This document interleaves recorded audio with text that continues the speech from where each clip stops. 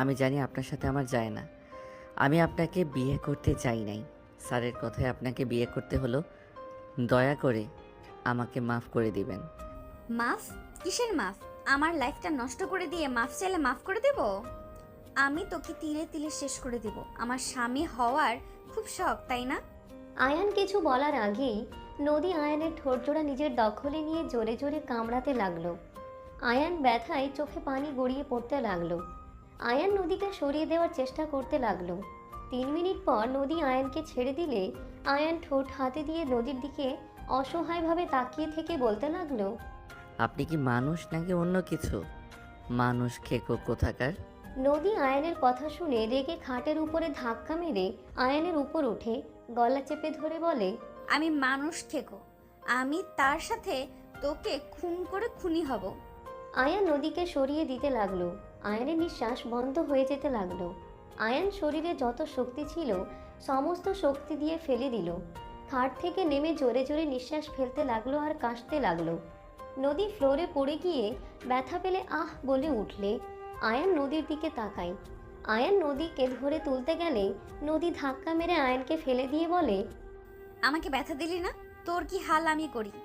এই বাসা থেকে একবার বের হয়ে দেখ, তোর হাত পা আমি ভেঙে ফেলবো।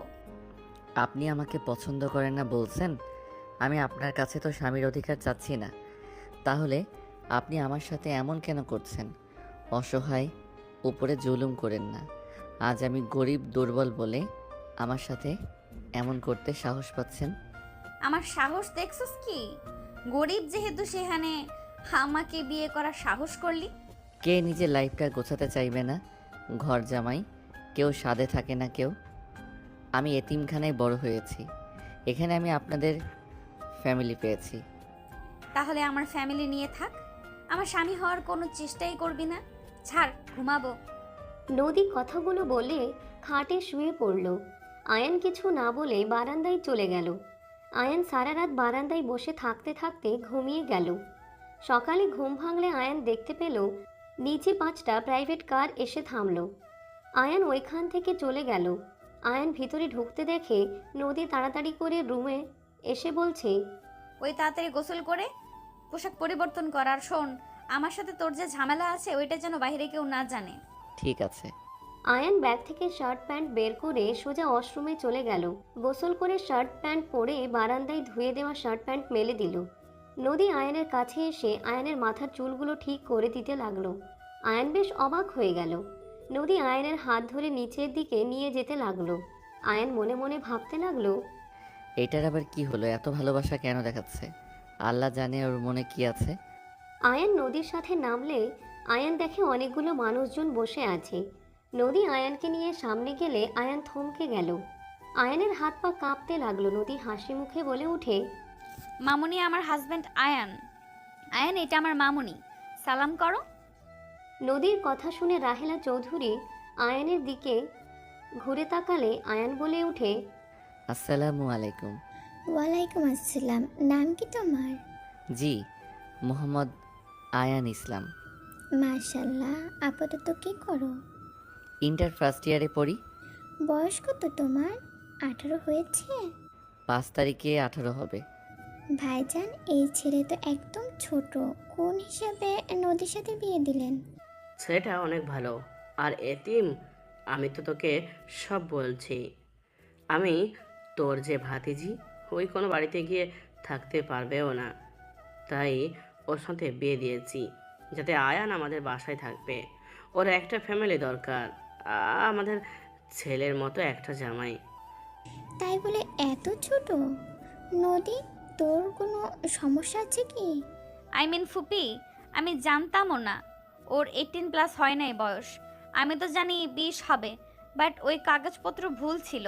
দেখছো ফুপি, আব্বু সব সময় বাড়াবাড়ি করে। তোর ভালোর জন্য করেছে।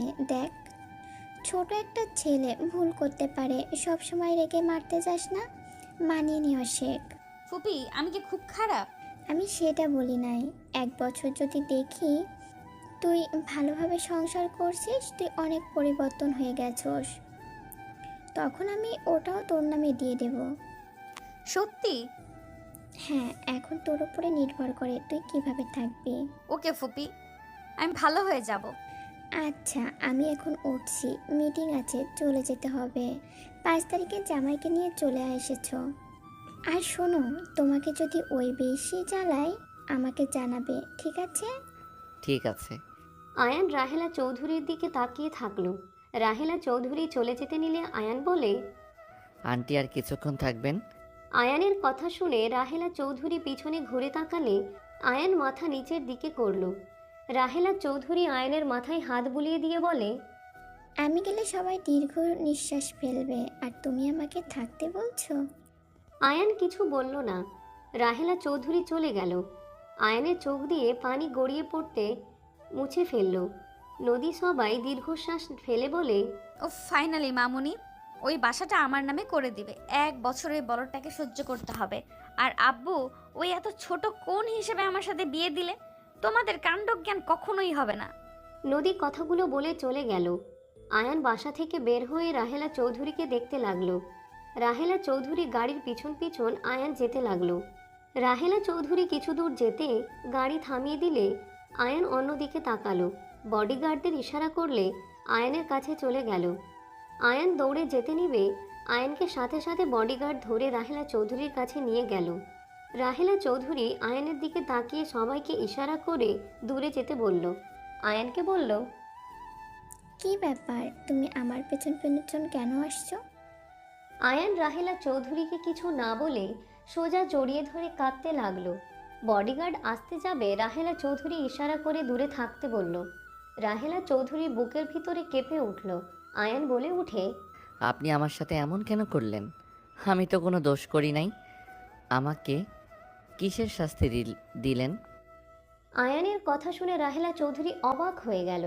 আয়ানের কান্নার শব্দে রাহেলা চৌধুরীর বুকের ভিতরে তোলপাড় করতে লাগলো। আয়ানের চোখের পানি মুছে রাহেলা চৌধুরী ছেড়ে দিয়ে চলে যেতে নিলে রাহেলা চৌধুরী আয়ানের হাত ধরে বলে, কে তুমি? আমি কি করেছি? আয়ান রাহেলা চৌধুরীর দিকে তাকিয়ে পকেট থেকে ওয়ালেট বের করে একটা লকেট সাথে ওয়ালেটের ছবিটা দেখিয়ে দিল। রাহেলা চৌধুরী পড়ে যেতে নিবে, সাথে সাথে আয়ান ধরে গাড়িতে বসিয়ে দিল। লকেটটা দিয়ে বলে, ভালো থাকবেন। এই বোঝা নিয়ে চলা আমার পক্ষে সম্ভব না। I hate you aunty. আমি আপনাকে ঘৃণা করি। আর আল্লাহর কসম, আমাকে কখনোই কারোর সামনে পরিচয় দিতে যাবেন না। আমি আপনাকে চিনি না। আপনিও আমাকে যেমন আগে থেকে চেনেন না, এখনও চেনেন না। আয়ান কথাগুলো বলে সিএনজিতে উঠে চলে গেল।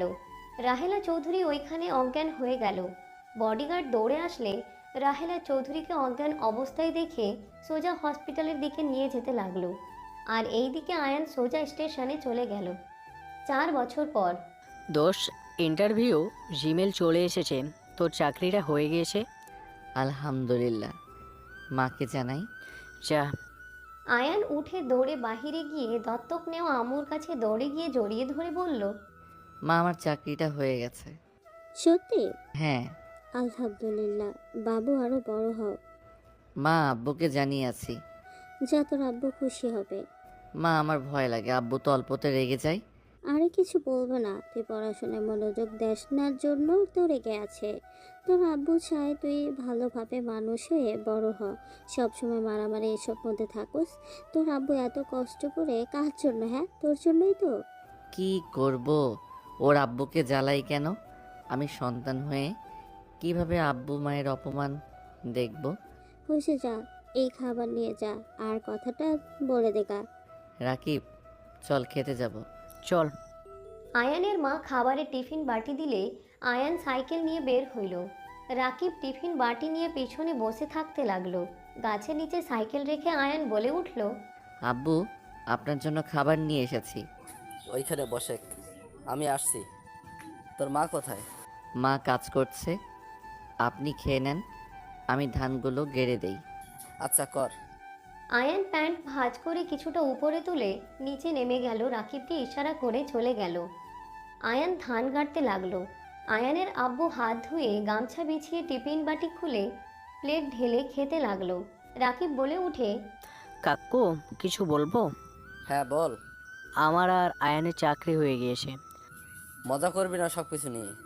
কাকু মজা করছি না সত্যি। এই যে দেখেন জিমেল। রাকিব জিমেল দেখালে আয়ানের আব্বু হাতে নিয়ে জিমেল পড়তে চোখের কোণায় পানি চলে আসলো। আয়ানের আব্বু বলে উঠে, আলহামদুলিল্লাহ, আমি অনেক খুশি হয়েছি। তোরা দুইজন চাকরি পেয়েছিস, তোদের জীবনটা সুন্দর করে গুছিয়ে নিতে পারবি। আমি পড়াশোনা করেও বাবার সাথে এখানে থেকে গেছি। আজ যদি আমি তোর আব্বু চাকরি করতাম, তাহলে আজ তোরা দুইজন ভালো একটা লাইফ পাইতি। কাকু তুমি সত্যি অনেক খুশি হয়েছো? আয়ান তো ভয় পেয়ে গিয়েছে, তোমাকে বলার সাহস পাচ্ছিল না, আমাকে বলতে বলল। কবে থেকে জয়েন হবি? আগামীকাল বের হব, বাসা খোঁজার ব্যাপার আসে। আচ্ছা। রাকিব আয়ানের আব্বুর কথা বলতে লাগলো। আয়ানের কাজ শেষ হয়ে গেলে আয়ানের আব্বু বলে, আয়ান, উঠে আয়, সেলোর ওইখান থেকে গোসল করে বাড়িতে চলে আয়। আচ্ছা আব্বু, আপনি যান রাকিবের সাথে। আয়ানের আব্বু রাকিবের সাথে চলে গেল। আয়ান গোসল করে বাসার দিকে যেতে লাগলো। বাসায় গেলে আয়ানের মা তোয়ালে দিয়ে মাথা মুছে দিতে লাগলো। আয়ান তোয়ালা হাতে নিয়ে পড়ে নিল। কলের পাড়ে গিয়ে পা ধুয়ে রুমে চলে গেল। রুমে গিয়ে পোশাক পরিবর্তন করে নিল। আয়ান ওর মায়ের কাছে ভেজা শার্ট প্যান্ট দিয়ে রাকিবের সাথে বের হয়ে গেল। সবাই মিলে বিকালে মাঠে ফুটবল খেলতে চলে গেল। রাতে আয়ান রাকিবের বাসায় আসলে আয়ানের আব্বু বলে, দুইজন খেতে আয়। আয়ান রাকিব কলের পাড়ে গিয়ে ফ্রেশ হয়ে সবার সাথে পার্টিতে বসলে আয়ানের আব্বু আয়ানের দিকে লোকমা এগিয়ে দিলে আয়ান অবাক হয়ে যায়। আয়ানের আব্বু বলে, হ্যাঁ কর। আয়ান লোকমাটা নিলে আয়ানের আব্বু বলে, তুই আমার সন্তান, আমি কখনোই চাই না তোর কোনো ক্ষতি হোক। আমি তোর সাথে রাগারাগি করতে চাই না। আমি তোদের ভালোর জন্য সবসময় বকাঝকা করতাম। আমরা চাই না তোরা দুইজন সবার সাথে থেকে নষ্ট হয়ে যাস। তোদের গ্রুপের প্রায় ছেলেরা নেশা করে জায়গায় জায়গায় ঢুলে পড়ে। মারামারি করস দুইজন, তোদের নামে একবার থানায় নাম গেলে তোদের জীবন বরবাদ হয়ে যাবে। বাবা হয়ে আমরা কিভাবে সহ্য করব বল? আয়ানের আব্বু কান্না করলে আয়ান সোজা জড়িয়ে ধরে বলে, আব্বু, আমি আপনার উপরে কোনো দিন রাগ করি নাই। আমি জানি আপনি আমাদের ভালোবাসেন। আপনি আমাদের ভালোর জন্য এমন করেন। আপনি কান্না করলে আমি নিজেকে সামলাবো কিভাবে? আয়ান ওর আব্বু আর আয়ান নিজেদের ভিতরে কথা বলতে লাগলো। সবাই মিলে খাওয়া শেষ করে সবাই গল্প করে উঠানে পাটি বিছিয়ে শুয়ে থাকতে লাগলো। আয়ানের মা চাচি সবাই বাতাস করতে লাগলো। কারেন্ট আসলে সবাই যার যার রুমে চলে গেল। আয়ান রাকিব শুয়ে থেকে বলতে লাগলো, তুই ঠিক বলছস, আব্বু কাকু আমাদের ভালোবাসে। প্রমাণ পেলি তো? আব্বুর সাথে কত খারাপ ব্যবহার করছি, অনেক আফসোস হচ্ছে। ক্ষমা চেয়ে নিস সকালে।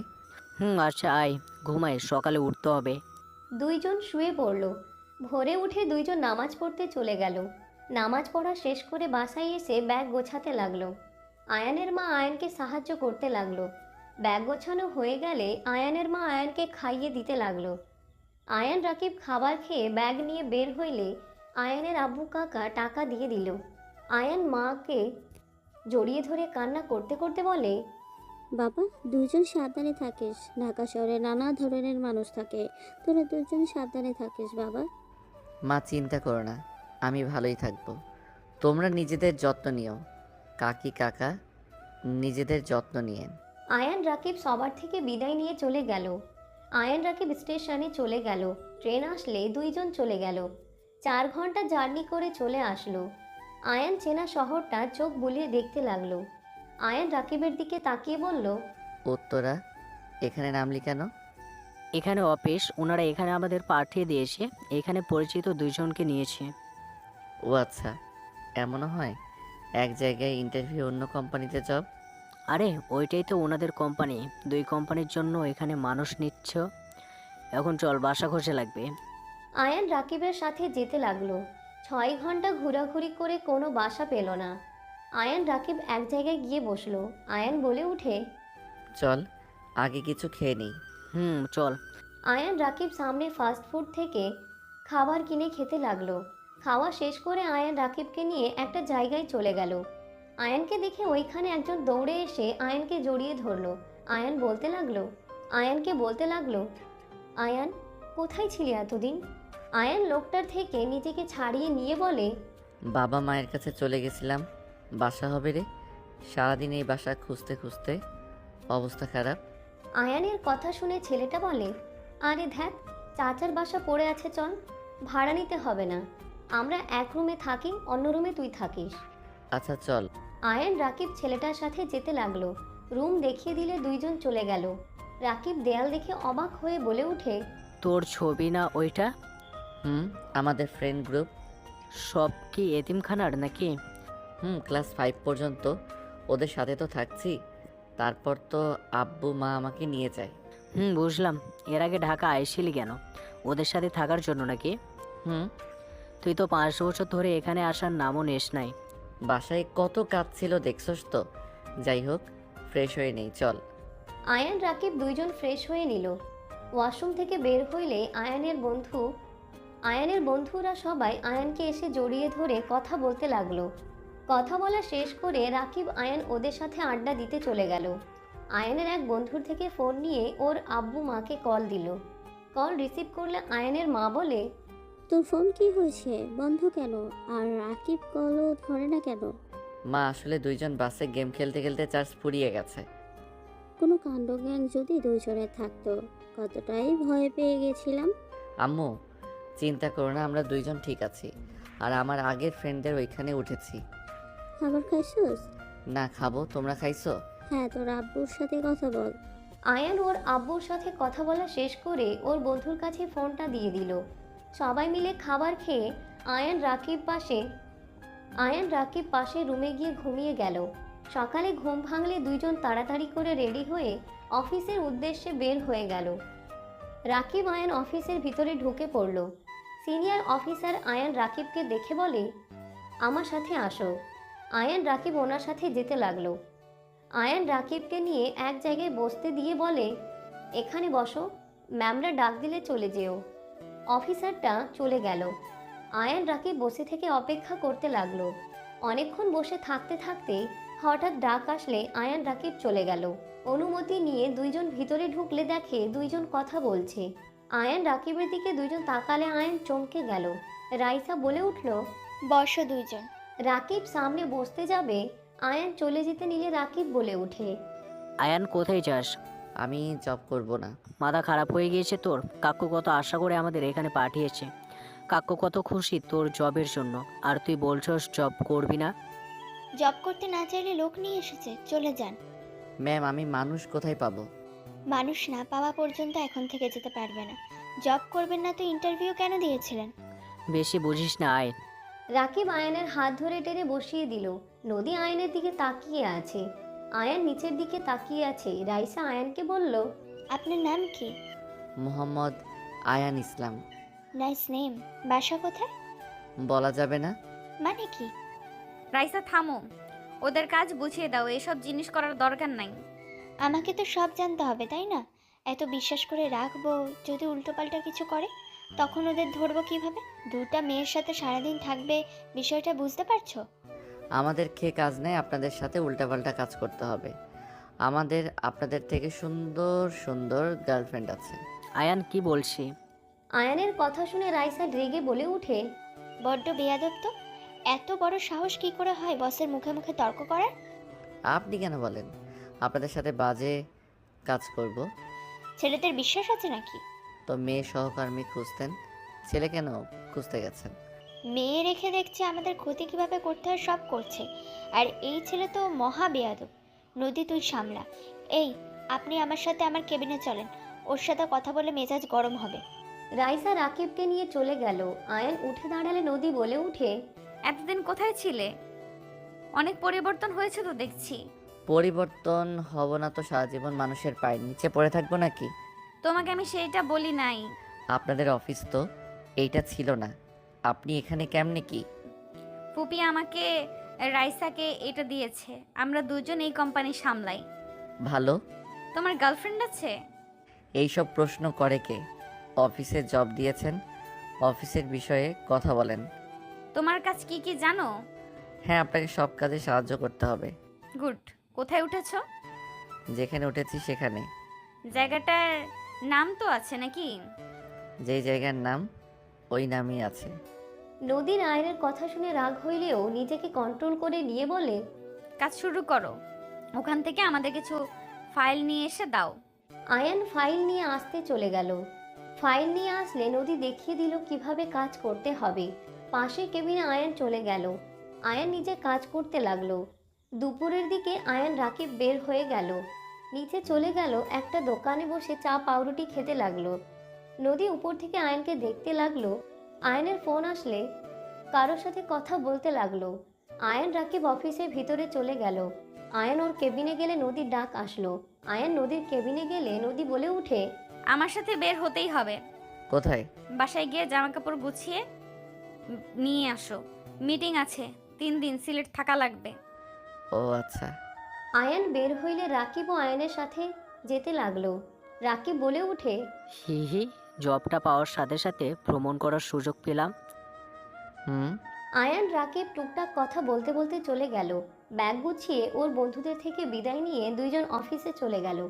যা লাগবে সব কাগজপত্র গুছিয়ে নিল, গাড়িতে উঠে পড়ল। স্টেশনে নামিয়ে দিলে আয়ান নদীর লাগেজ নিয়ে যেতে লাগলো। রাইসার লাগেজ নিয়ে যেতে লাগলো। ট্রেনে উঠে পড়ল। আয়ান রাকিব একসাথে বসলো। নদী রাইসা সামনে বসে পড়ল। আয়ান নদীর দিকে তাকিয়ে বাহিরের দিকে তাকিয়ে থাকলো। আয়ানের ফোন বেজে উঠলে আয়ান কল রিসিভ করলো। আসসালামু আলাইকুম। ওয়ালাইকুম আসসালাম, কেমন আছো? চাকরি পেয়েছো শুনলাম। আলহামদুলিল্লাহ ভালো। পেয়েছি তোমাদের দোয়া। কোথায় এখন? সিলেট যাচ্ছি, তোমার সাথে দেখা করা যাবে? তাই নাকি? সিলেট আসলে আমাকে কল দিও। ওকে, ফ্রি হইলে তোমাকে কল দিব। অফিসের কাজে যাওয়া হচ্ছে, সময় পাবো কিনা জানি না। ও আচ্ছা, যাই হোক, দেখা কিন্তু করে যাবে বলে দিলাম। রাকিব কোথায়? আমার পাশে আছে রাকিব। আয়ান রাকিবের কাছে ফোন দিলে রাকিব বলে উঠে, আসসালামু আলাইকুম, কেমন আছেন? ওয়ালাইকুম আসসালাম, আলহামদুলিল্লাহ। তুমি কেমন আছো? আলহামদুলিল্লাহ। দুইজন সিলেট আসছো নাকি? জি, আপনার সাথে তো দেখা করা যাবে নিশ্চয়ই। তোমার ভাই তো বলে সময় না হতেও পারে। আমার ভাইয়ের কথা রাখেন, ওর মাথা কিছুটা খারাপ হয়ে গিয়েছে। রাকিব, চোখ বড় বড় করবি না, আমি কিন্তু তোকে দেখে ভয় পাই না। থাক, দুইজন ঝগড়া করো না। আচ্ছা, পরে কথা হবে। আর আসলে আমাকে কল দিও। ঠিক আছে, বাই। রাকিব কল কেটে দিয়ে আয়নের দিকে তাকিয়ে বলে, তোর মাথা আসলে গিয়েছে, বুঝতে পারছোস? কাকুকে কল দিয়ে বলবো নাকি তার ছেলের মাথার মধ্যে তার তার কেটে গিয়েছে? রাকিবের কথা শুনে রাইসা ফিক করে হেসে দিল। রাকিব হাঁ হয়ে রাইসার দিকে তাকিয়ে থাকতে লাগলো। রাইসা বলতে লাগলো, সরি, আপনাদের কথা কন্টিনিউস করতে পারেন। হঠাৎ করে একজন রাকিবকে বলে, এই উঠে, এখানে আমি বসবো, তোর জায়গা এইটা না। আয়ন সিট নাম্বার চেক করে বলে, ব্রাদার, এটাই আমাদের সিট, আপনার কোথাও ভুল হচ্ছে। এই দেখেন টিকিট। আয়নের কথা শুনে ছেলেটা আয়নের হাত ধরে টান দিয়ে বলে, তুইও উঠে, এইটা আমার বাপের ট্রেন, আমি যেখানে মন চাইবে সেখানে বসবো। ওই ছেলে বেশি হয়ে যাচ্ছে কিন্তু, এখান থেকে যাও। নদীর কথা শুনে ছেলেটা নদীর দিকে হাত বাড়িয়ে হেসে কিছু বলবে, তার আগেই আয়ান হাত ধরে মোচড় দিয়ে ধরে উঠে বলে, মুখে কথা বলো, হাত বাড়ানো তো ঠিক হয় নাই। আয়ান ছাড়ো, ঝামেলা করো না, ওদের সাথে পারবে না। ছোট মানুষ, ছোটদের মতো থাকো। ছেলেটা আয়নের মুখে উল্টো ঘুষি মারলে রাকিব ধরে ফেলল। রাকিব বলে ওঠে, ভাই, মার খেতে চাইলে এখান থেকে যা। আমার ভাইকে রাগেও না, কপালে দুঃখ আসে। কাককে আসার সময় বলে দিয়েছে মারামারি ঝামেলার মাঝে যেন না আসাই, তাই আমরা ভালোভাবে চলে যাও। রাকিবের কথা শুনে পিছন থেকে একজন লাথি মারলে রাকিব সোজা রাইসার উপরে পড়ে গেল। আয়ন রাগে হাত ঘুরিয়ে সজোরে ঘুষি মারলে ছেলেটা পড়ে গেল। সামনের ছেলেটার মুখে একের পর এক ঘুষি মারতে মারতে নিয়ে যেতে লাগলো। সামনের স্টেশনে ট্রেন থামলে আয়ন দুইটাকে মেরে বের করে দিল। মানুষজন জোর হইলে ট্রেনে থাকা সবাই আয়নের দিকে সাপোর্ট করে ছেলের দুইটা দৌড়ে পালিয়ে গেল। আয়ন নিজের সিটে চলে আসলে রাকিবের দিকে তাকিয়ে বলে, তুই ঠিক আছস? তোর হাত না রক্ত? নদী রাকিবের হাত নিয়ে পানি দিয়ে বাহিরে ধরে ধুয়ে দিতে লাগলো। রাইসা রাকিব ভ্রু কুচকে তাকালো। আয়নের হাত রুমাল দিয়ে মুছে দিয়ে মুখে নখের আঁচড় লাগা জায়গায় ক্রিম দিয়ে দিতে লাগলো। আয়ন বিরক্ত হয়ে হাত সরিয়ে দিয়ে বলে, হাত সরান, বসের মতো থাকবেন। ওদের সাথে মারামারি করতে কে বলছে? সবাই না থাকলে মিথ্যা মামলা দিয়ে দিত। ওইসব আমি ভয় করি না। অনেক সাহস হয়ে গেছে, তাই না? মানুষ সারা জীবন ভীত থাকবে নাকি? বড় হয়ে গেছো, মুখে বুলিও ফুটেছে। ম্যাম কি আয়ানকে আগে থেকে চিনেন নাকি? আমাকে উনি কিভাবে চিনবে? আমি গরিব ঘরের সন্তান, ওনার সাথে আমার যাই নাকি? তাও ঠিক, বাট ম্যাম তাহলে অনেক ভালো। চুপ করো। আয়ান বাহিরের দিকে তাকিয়ে থাকতে লাগলো। সকালে ট্রেন থেকে 4 জন নেমে পড়ল। নদী কাউকে কল দিলে 15 মিনিট পর গাড়ি আসলে 4 জন উঠে পড়ল। আয়ান বাহিরের দিকে তাকিয়ে থাকতে লাগলো। 15 মিনিটের ভিতরে একটা বাসার ভিতর গাড়ি থামলো। আয়ান রাকিব অবাক হয়ে তাকিয়ে দেখতে লাগলো। বডিগার্ডরা এসে লাগেজ নিয়ে যেতে লাগলো। নদী, রাইসা, রাকিবের পিছন পিছন আয়ান যেতে লাগলো। নদী ভিতরে গেলে সবাই এসে নদী রাইসাকে জড়িয়ে ধরলো। রাকিব হঠাৎ করে বলে উঠে, তুলি আপু। আয়ান রাকিবের কথা শুনে সামনে তাকাতে আয়ান অবাক হয়ে গেল। তুলি আয়ানকে দেখে বলে, আয়ান রাকিব। তুলির কথা শুনে সবাই পিছনে ঘুরে তাকালো। তুলি নদীকে ছেড়ে আয়ান রাকিবের কাছে এসে বলে, তোমরা আমাদের বাসা কিভাবে চিনলে? তুমি এত বড় বাসায় থাকো? ওই আর কি, ভিতরে আসো। এখানে দাঁড়িয়ে আছো কেন? এখানে আমি আপনার আত্মীয় হিসাবে আসি নাই, সহকর্মী হয়ে এসেছি। তাই মনে হয় আমাদের সাথে এত ভালো ব্যবহার করার কোনো কারণ নাই। আয়ান, আয়ান পিছনে ঘুরে তাকাতে রাহেলা চৌধুরী দৌড়ে এসে জড়িয়ে ধরলো। রাহেলা চৌধুরী কান্না করতে করতে কিছু বলবে, সাথে সাথে আয়ান ধাক্কা দিয়ে সরিয়ে দিয়ে বলে, হচ্ছেটা কি? ম্যাম, আমি এখানে নদী ম্যামের সহকর্মী নিয়ে এসেছি। আয়ান, প্লিজ ম্যাম, নাকে কান্না আমার সামনে করবেন না। আয়ান, উনি আমার ছোট আম্মু। ওনার সাথে বেয়াদবের মতো কথা বলছো কেন? তুমি জানো উনি কে? দেখো, আমার এত কিছু শুনে বাহ জানানোর কোনো ইচ্ছাই নেই। ম্যাম আমাদের সাথে নিয়ে এসেছেন, আমরা হোটেলে চলে যাচ্ছি। যখন দরকার হবে আমাদের কল দিবেন, চলে আসব। আয়ান, তুই এমন বেয়াদব কিভাবে হইলে? এমন ব্যবহার কেন করছিস? কাকু কাকিকে কল দিয়ে আমি সব বলে দিব। ওই যে কাকি কল দিয়েছে। রাকিব ফোন নিয়ে কিছু বলতে যাবে, আয়ান ফোন কেড়ে নিয়ে বলে, আসসালামু আলাইকুম মা, কেমন আছো? ওয়ালাইকুম আসসালাম। রাকিব কি বলছে? মা কিছু না, খাওয়া দাওয়া করছো? আব্বু কি করে? খাইছি। তোরা দুজন খাইছস? দুইজনই খেয়েছি মা। আয়ান রেগে রাকিবের দিকে তাকাতে রাকিব চুপ হয়ে গেল। আয়ান ওর মায়ের সাথে কথা বলতে লাগলো। আয়ানের আব্বু ফোন নিয়ে বলে, বাবা কি করিস, অফিসে নাকি? না আব্বু, আমি তো সিলেট এসেছি ম্যামদের সাথে। আব্বু, আমার এখানে চাকরি করতে ভালো লাগছে না। কি হয়েছে? আপনাদের কথা অনেক মনে পড়ছে। আপনাদের ছাড়া আমার এখানে ভালো লাগছে না। আমি গ্রামে চলে যাব। আমি ওইখানে কিছু একটা করে নিব। বাবা, আমাদের মায়া করে কোনো লাভ আছে? তোর সুন্দর ভবিষ্যৎ আছে, কষ্ট করে চাকরিটা কন্টিনিউ কর। কয়েক মাস কর, সব কিছু চিনে নে। পরের বার যেন চাকরি নিতে কোনো সমস্যা না হয়। আয়ানের আব্বু আয়ানকে বুঝাতে লাগলো। আয়ান ফোন কেটে দিলে রাগে সামনে দেয়ালে ঝজরে ঘুষি মারল। রাহেলা চৌধুরী হাত ধরতে গেলে আয়ান বলে উঠে, প্লিজ ম্যাম, আমাকে ধরবেন না তো। বড় মানুষ হয়ে গরিবের হাত ধরেন না। শান্ত হও। আমরা কেউ তোমাকে কোনো ডিস্টার্ব করছি? আমার উপরে তোমার রাগ, নদীর কোম্পানির ওপরে তো রাগ থাকার কথা না। আর তোমার বাবা মা আছে। অবশ্যই আছে, কেন থাকবে না? বাবা মাকে অনেক ভালোবাসো? কোন সন্তান তার বাবা মাকে ভালোবাসবে না? তোমাকে একটা অফার দিতে পারি। আপনার অফার আমি নেই না। কথাটা শোনো, তারপর মন চাইলে অফারটা নিয়ে, আর না চাইলে রিজেক্ট করে দিতে পারো। ওই শোন না আয়ান, এমন করিস কেন? তুমি আমার সাথে সব সময় থাকবে। যদি থাকো, আমি তোমাকে মাসে 1 লাখ টাকা করে দেব। তুমি তোমার বাবা মাকে নিয়ে থাকার জন্য বাসা দেব, তোমাদের যা খরচ সব দেব। তোমাকে শুধু মনোযোগ দিয়ে পড়াশোনা করতে হবে, আর আমাকে ফ্রি টাইমগুলো দিতে হবে। পারবে? ভেবে দেখো, এর থেকে ভালো অফার কোথাও পাবে না। রাহেলা চৌধুরীর কথা শুনে সবাই অবাক হয়ে তাকিয়ে থাকলো। রাহেলা চৌধুরীর হাজবেন্ড শফিক চৌধুরী বলে, তোমার কি মাথা খারাপ নাকি? কি আবল তাবল বকছো? তুমি চুপ থাকো। কি হলো, উত্তর দাও। অফারটা কি গ্রহণ করবে? তুমি যা চাইবে সেটাই দেব, বলো। আয়ান, রাজি হয়ে যাও। তোমার স্বপ্নগুলো পূর্ণ করতে পারবে। আয়ান রাজি হয়ে যা, তুলি রাকিব আয়ানকে রাজি হওয়ার জন্য জোর করতে লাগলো। আয়ান রাহেলা চৌধুরীর দিকে তাকিয়ে হাসি মুখে বলে, স্বামীর সঙ্গে ভালোভাবে কথা বলতে শিখেন, তারপর অন্য কাউকে অফার দিতে আসেন। যে মানুষ স্বামীকে সবার সামনে ধমকের সুরে বলে চুপ থাকতে, সেই মহিলা যে কত ভালো, তার টাকায় আর তার বাসায় আমার বাবা মাকে নিয়ে থাকতে হবে। আমার বাবা মা গরিব হতে পারে, কৃষক হতে পারে, তাদের ভিতরে ভালোবাসা আছে। আমার মা আমার আব্বুকে নিজের থেকেও ভালোবাসে। আমার আব্বু যা বলবে ওটাই আমার মা আমার আব্বুকে সম্মান করে।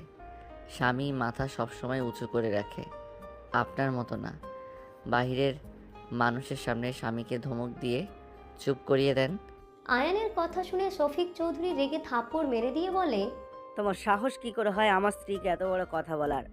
আমার স্ত্রী আমাকে যা ইচ্ছে বলবে, এতে তোমার কি সমস্যা? বেয়াদব ছেলে, অনেকক্ষণ ধরে দেখছি বেশি বাড়াবাড়ি করছো। আয়ান শফিক চৌধুরীর দিকে তাকিয়ে হাসি দিয়ে বলে, দেখেন, আপনার হাজব্যান্ড থেকে কিছু শিখেন। আপনি তাকে দমিয়ে রাখেন, তারপরও আপনার প্রতি কত ভালোবাসা। আর আঙ্কেল, কিছু মনে করবেন না, কাপুরুষ হয়ে বাঁচার থেকে মরে যাওয়া ভালো। আয়ান কথাগুলো বলে চলে যেতে নিবে, তখন নদী বলে উঠে, এই তোমার এত দেমাগ কোথা থেকে আসে? সেই তো ছোট বাচ্চা একটা ছেলে, এত পাকনা পাকনা কথা কোথা থেকে শিখেছো? তোমার বাবা মা তোমাকে এই শিক্ষা দিয়েছে? আয়ান রেগে নদীর গালে থাপ্পড় মারতে গিয়ে হাত থেমে দিয়ে হাত নামিয়ে নিয়ে বলল, আমার বাবা মাকে নিয়ে কোনো কথা হবে না, এইটা আমার শিক্ষা। আমার চাচাতো ভাইকে যেমন দেখছেন, ওই আমার বাবা মার দেওয়া শিক্ষা। বাট কিছু মানুষের সাথে বাবা মায়ের শিক্ষা লাগে না, নিজের শিক্ষা ব্যবহার করা লাগে। আর হ্যাঁ, কথা সাবধানে বলবেন। আমি আপনার হাজব্যান্ড আয়ান না, আমি গ্রামের খ্যাত ছেলেটা, প্রতিবাদে লড়াই করতেও জানি, নিজের ভুল শুধরাতেও জানি। আপুর হাজবেন্ড মানে? কি বলিস আয়ান? রাকিব, চল তো, আরও মেজাজ খারাপ হবে। কিছু মানুষকে দেখলে রাগ হয়। আয়ান রাকিবের হাত ধরে টেনে নিয়ে যেতে লাগলো। রাহেলা চৌধুরী চোখ দিয়ে টপ টপ করে পানি পড়তে লাগলো। সবাই রাহেলা চৌধুরীকে নানা ধরনের কথা বলতে লাগলো। শফিক চৌধুরী বলে উঠে, কে এই ছেলে? কি সম্পর্ক তোমার সাথে? ও এত কিছু বলে গেল, অথচ তুমি চুপচাপ কান্না করে যাচ্ছ, একটাও কথা বললে না। আম্মু, ওই ছেলেটা কে? কেন তুমি চুপ করে কান্না করছো? আর কে যে তুমি এত টাকার অফার করলে, তাও আবার কিছু সময়ের জন্য? মামুনি, আমার তো মনে হচ্ছে না আমার হাজব্যান্ডের জন্য তুমি ওকে এই অফার দিয়েছো। আমার কেন জানি মনে হচ্ছে ওর সাথে অন্য কোনো সম্পর্ক তোমার অবশ্যই আছে। সবাই রাহেলা চৌধুরীকে জেরা করতে লাগলো। বডিগার্ড বলে উঠে, খবরদার, কেউ ওর শরীরে একটা ফুলের টোকাও দিবে না। কেন দিবে না? ওই ছেলেটা একটা বেয়াদব, ওকে মারা উচিত। যাও, তোমরা ওকে ধরে নিয়ে আসো। একদম না। শফিক চৌধুরী সবাই রাগারাগি করতে লাগলো। শফিক চৌধুরী রাগে বসে বলে উঠে, তুমি বলবে ওই ছেলেটার সাথে কি সম্পর্ক তোমার? নাকি তোমার এক্স হাজব্যান্ডের মতো তুমিও কোচি? শফিক চৌধুরী আর কিছু বলার আগেই রাহেলা চৌধুরী কান ধরে বলে, প্লিজ চুপ হয়ে যাও। কেন চুপ করব? তোমরা তো... শফিক চৌধুরী আর কিছু বলার আগেই নদী আব্বু এসে সজোরে থাপ্পড় মেরে বলে, জাস্ট সেট আপ। আয়ান আমার ভাগনা। আয়ান রাহেলা বড় ছেলে আকাশ চৌধুরী, যাকে আমরা মৃত বলে জানতাম, সেই ছেলেটাই আয়ান। সবার চোখ বড় বড় হয়ে গেল। সবাই অবাক হয়ে বলে উঠে, আব্বু কি বলো? আয়ান মানে কিভাবে কি? ভাইজান, তুমি এইটা জানতে? হ্যাঁ, জানতাম। এই জন্য আয়ানকে নদীর সাথে বিয়ে দিয়ে আমাদের এখানে রাখতে চাইছিলাম। আয়ান নদীকে বিয়ে করে মাত্র তোমাকে দেখার জন্য, তোমার আশেপাশে থাকার জন্য। কিন্তু সেই দিন আমি জানি না কি হয়েছিল, আয়ান কাউকে কিছু না বলে চলে যায়। আজকে দেখলাম ওই এখন থেকে সিএনজি নিয়ে চলে যাচ্ছে। আমি ডাকলাম, শুনলো না। তুমি সব জানার পরও আমাকে কেন বলো নাই? আয়ানকে অন্যরা দত্তক নিয়েছে, ওনাদের কোনো সন্তান নেই। আয়ান তাদের সব। আয়ান তোকে ঘৃণা করে, আমি যতটুকু বুঝতে পারছিলাম। ওই শুধু তোকে সামনে থেকে দেখতে চাইছিল। হয়তো দেখা শেষ হয়ে গেছে দেখে ওই কাউকে কিছু না বলে চলে গেছিল। আর আমি তোকে বলি নাই, কারণ আয়ান থাকতো না তুই আরও কষ্ট পাইতি। আয়ান আমাকে সেদিন সেই রকেট আর আমার ছবি ওয়ালেটে ছিল, ওটা দেখে আমাকে বলে কেন আমার সাথে করলেন? আর আমাকে কসম দেয় আমি যেন তাকে তার সন্তান হিসেবে ভুলেও কাউকে বলি না। যেন বলে আয়ানের মরার মুখ দেখতে হবে, তারপর ওই চলে গেলে আমি জ্ঞান হারিয়ে গেলে তারপর কি হয়েছে জানো তো? আচ্ছা বাদ দাও, রুমে গিয়ে ফ্রেশ হয়ে নাও। আমি একটা আইডিয়া পেয়েছি। আয়ান তোমাকে ঘৃণা করে, আমার দিকে সাপোর্ট নিল। আমি ওর কাছে গিয়ে বলবো আমাকে তুমি সাহায্য করতে পারবে। আমরা যে জানি ওই তোমার ছেলে, এইটাই ওকে জানতে দিব না। নদী কল দিয়ে দেখো কই আছে। আমি দিলে রিসিভও করতে না পারে। রাইসা রাকিবকে কল দাও। রাইসা রাকিবকে কল দিলে রাকিব কল রিসিভ করতে রাইসা বলল, রাকিব কই আছো? ম্যাম, কয় দামের হোটেল খুঁজছি বাট পাচ্ছি না। আপনাকে পরে কল দিই। কোথায় আছো লোকেশন দাও। দিচ্ছি। রাকিব লোকেশন দিয়ে দিলে রাইসা লোকেশনটা শফিক চৌধুরীকে সেন্ড করে দিল। শফিক চৌধুরী চলে গেল। লোকেশন অনুযায়ী গিয়ে দেখে আয়ান রাকিব চা বাগানের ভিতরে বসে আছে। রাকিব আয়ানকে ইশারা করলে আয়ান তাকিয়ে দেখে শফিক চৌধুরী। আয়ানের মাথা ঠান্ডা থাকায় আয়ান বলে, আঙ্কেল আপনি এখানে? শফিক চৌধুরী আয়নের পাশে বসে আয়নের হাত থেকে স্পিড নিয়ে খেতে লাগলো। আয়ন বলে উঠল, আঙ্কেল আই এম সরি, আমি রাগের মাথায় অনেক কিছু বলে দিয়েছি। আমি আপনাকে কিছু বলতে চাই নাই। সরি কেন বলছো? তুমি ঠিকই বলেছো। আমি এখানে আত্মহত্যা করতে এসেছিলাম, তোমাকে দেখে ভাবলাম কথা বলি। আঙ্কেল কি বলছেন? আত্মহত্যা করা মহাপাপ। আঙ্কেল আমি রাগের বসে বলছি সেটা আপনি ধরে নিলেন? রাগের বশে বলেও কথাগুলো তো সত্যি। মেরুদণ্ড হয়ে বেঁচে থাকার থেকে মরে যাওয়া ভালো। আরে ধ্যাত, মৃত সব সমাধান হয় না। বউয়ের উপর উঁচু গলায় কথা বলবেন। যেটা ভুল ওইটাকে ভুল বলতে শিখেন, আর যেটা সত্যি সেটাকে সত্যি বলতে শিখেন, তাতেই হবে। কিভাবে? আমি তো সহ্য পাই না। পেতে হবে। সাহস না পেলে সারা জীবন এমনভাবে থাকা লাগবে। তুমি আমার পাশে থাকলে আমার মনে হয় আমি সব পারবো।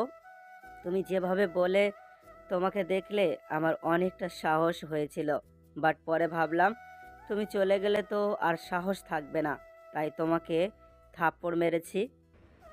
নিজেকে সাহসী হতে হবে, অন্যের উপরে নির্ভরশীল হয়ে লাভ নাই।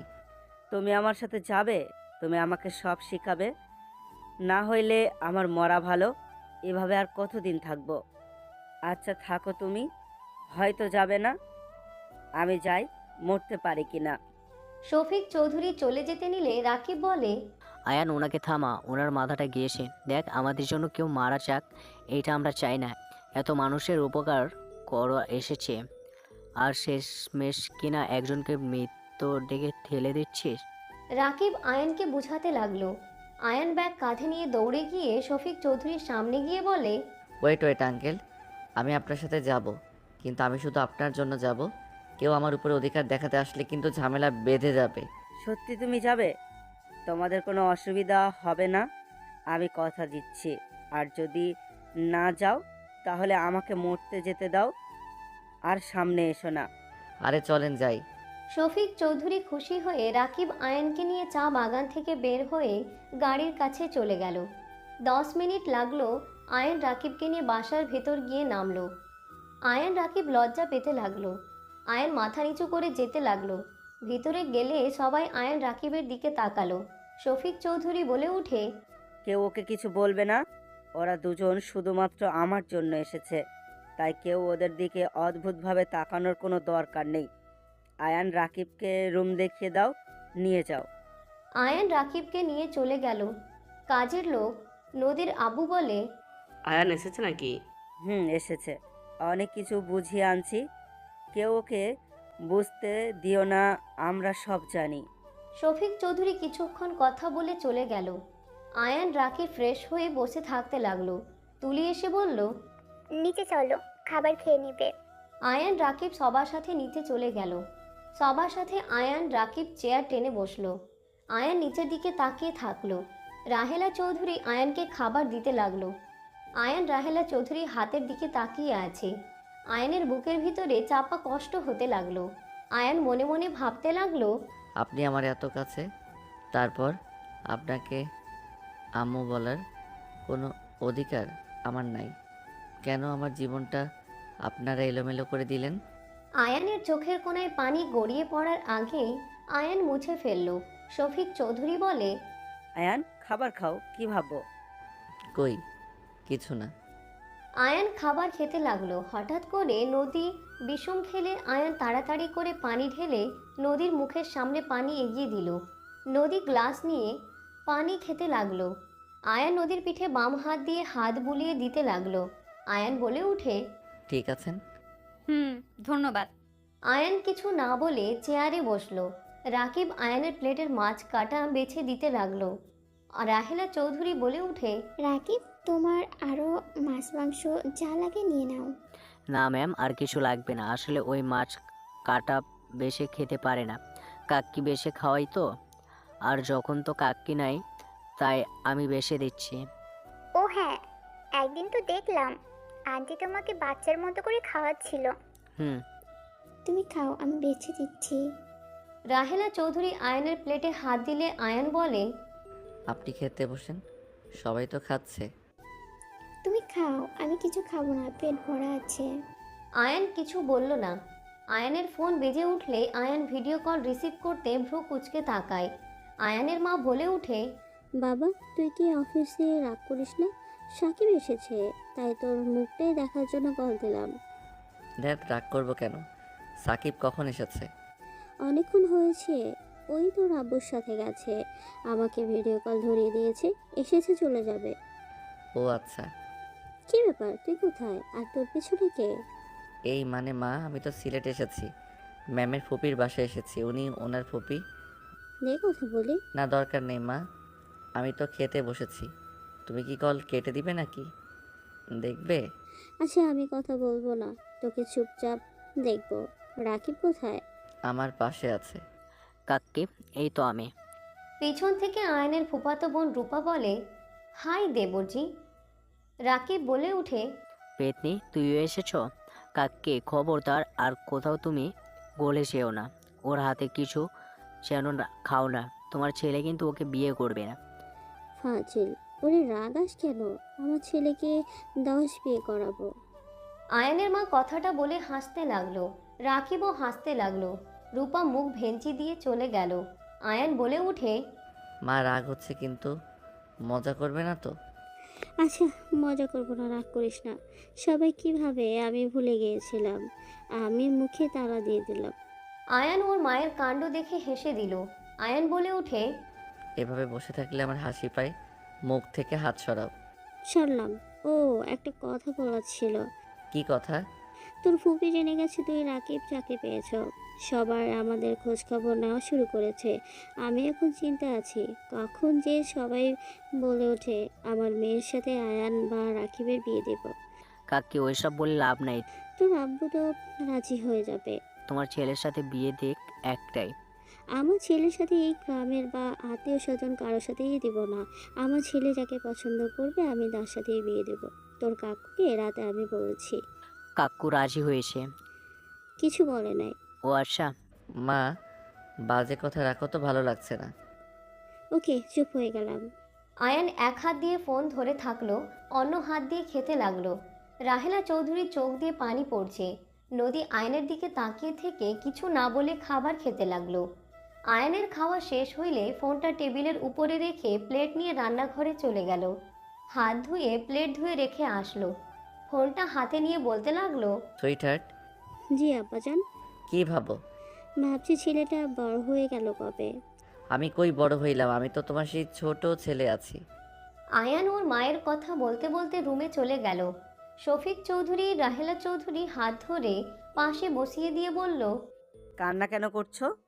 কি করব, নিজের সন্তান অন্য কাউকে মা বলে ডাকে, যাকে নিয়ে অন্য কেউ চিন্তা ভাবনা করে।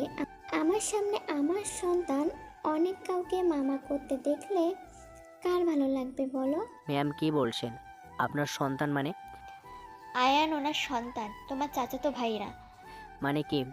শোনো, আমি আয়নের স্ত্রী, আর আয়নের জন্মদাত্রীর মাতা উনি। রাকিব অবাক হয়ে গেল। রাকিব বলে উঠে, কি বলেন? ঠিক বলছি। এই জন্যই তো বলি আয়ান তো বড়দের সাথে এমন ব্যবহার করে কথা বলে না। ওর রাগ যার উপর থাকে তার সাথে ওই বাজে ব্যবহার করে। এই জন্য তো হিসাব মিলছিল না।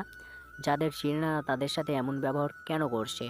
কিন্তু আন্টি আপনার উপরে যত রাগ দেখাক না কেন, আয়ান আপনাকে ভালোবাসে।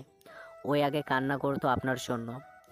আমি ওর সব সময় আমি ওর সব সিক্রেট জানি। কান্না করতে করতে এখন ওই আগের মতো আর ইমোশনাল নাই। এখন রাগ চটা কেউ কিছু বলে রেগে যায়, শুধুমাত্র কাকুর সামনে মাথা নিচু করে থাকে, কিছু বলার সাহস পায় না। কাকু মানে আঞ্জাকে আব্বু বলে? আয়ান ডাকেছে, আমি আসছি। রাকিব উপরে চলে গেল। আয়ান রাকিবকে কিছু বলবে, রাকিব রেগে বলে, তুই আমাকে নাকি সব বলস? তাহলে ম্যাম তোর স্ত্রী আর বড় ম্যাম তোর আম্মু হয়, আমাকে একবারও তো বলস নাই। রাকিবের কথা শুনে আয়ান বলে, কে বলেছে তোকে? ম্যাম নিজেই বলছে। কোন ম্যাম নদী? হুম হ্যাঁ, উনি আমার স্ত্রী। উনি একটা ফালতু মেয়ে, ডিভোর্স দিতে হবে। বিয়ে কি খেলার জিনিস নাকি? ওই ম্যাম একটা অহংকারী মেয়ে, আর আমাকে স্বামী হিসাবে মানে না। এই জন্য কাউকে কিছু বলি নাই। যদি উনি আমাকে স্বামী হিসাবে মানতো তাহলে আমি মা বাবাকে বলতাম।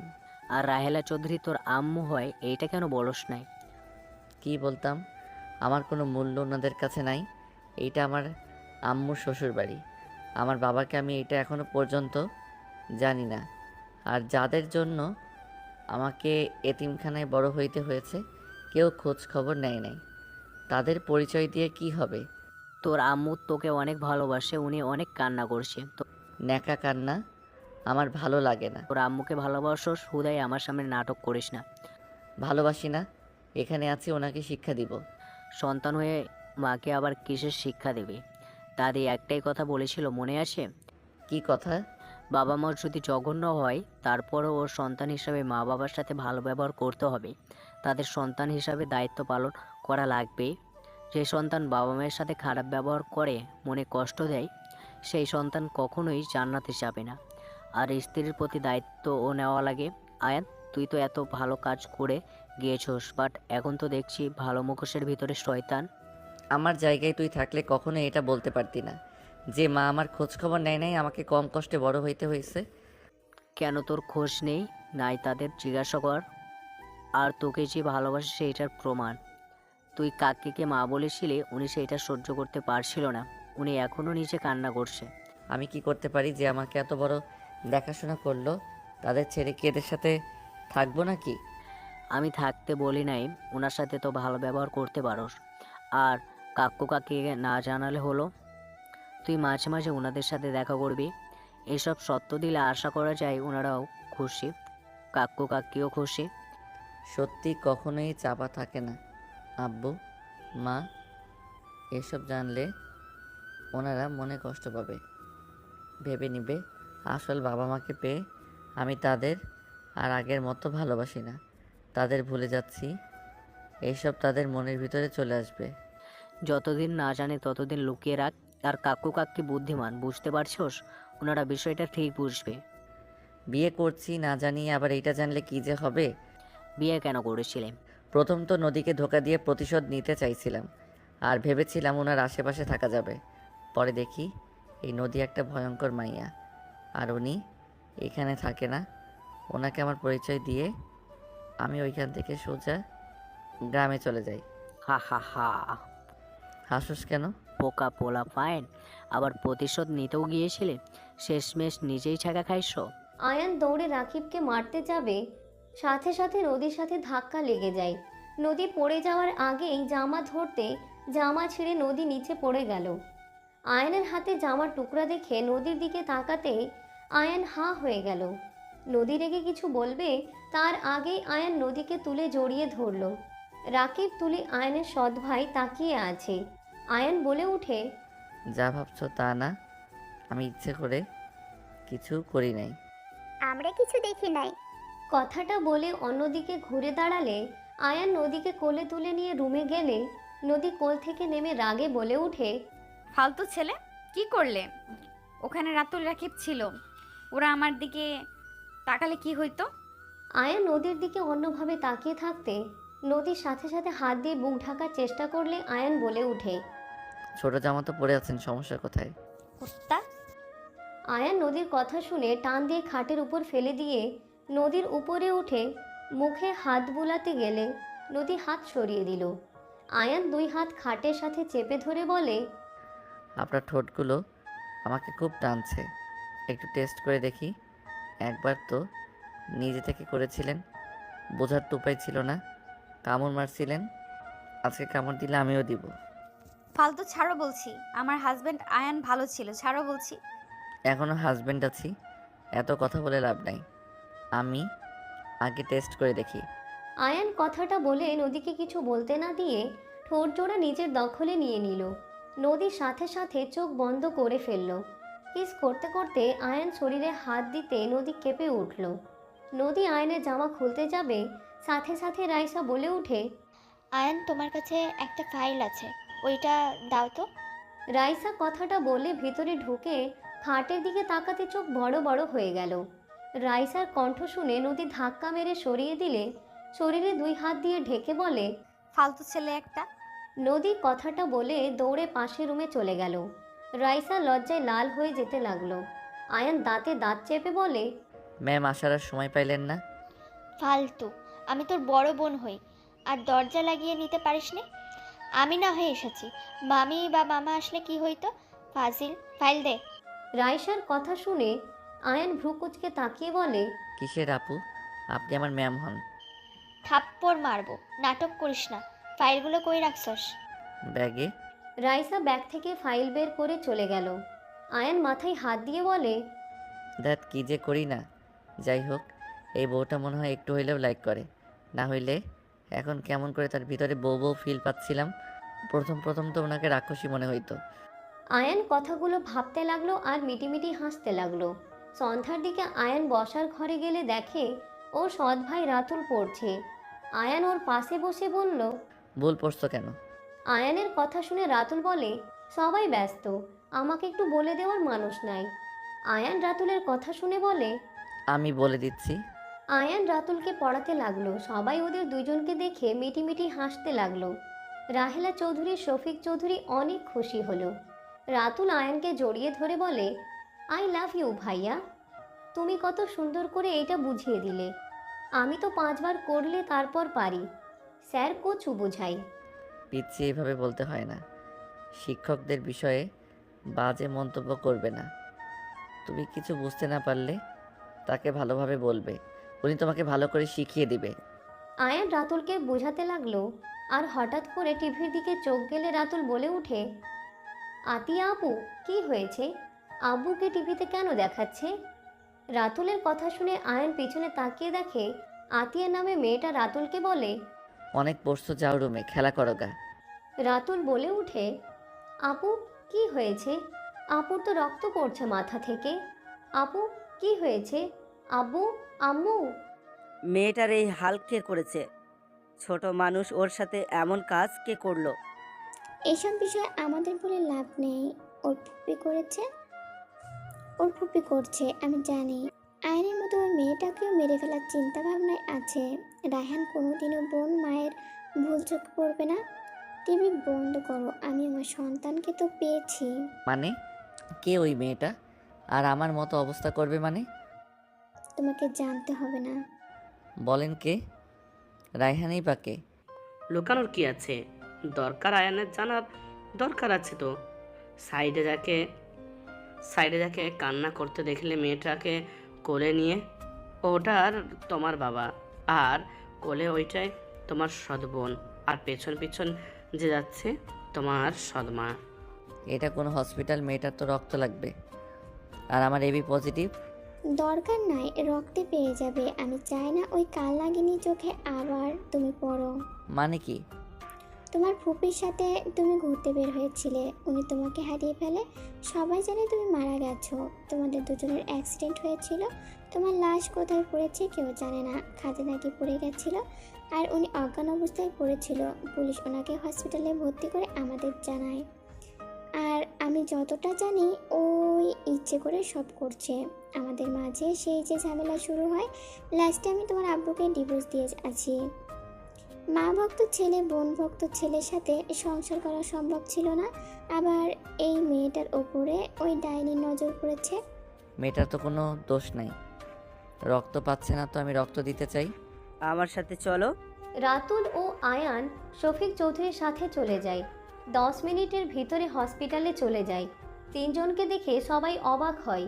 শফিক চৌধুরী বলে ওঠে, ডাক্তার সাহেব, রক্ত আমার বড় ছেলে দিবে, আমার ছেলেকে নিয়ে যান।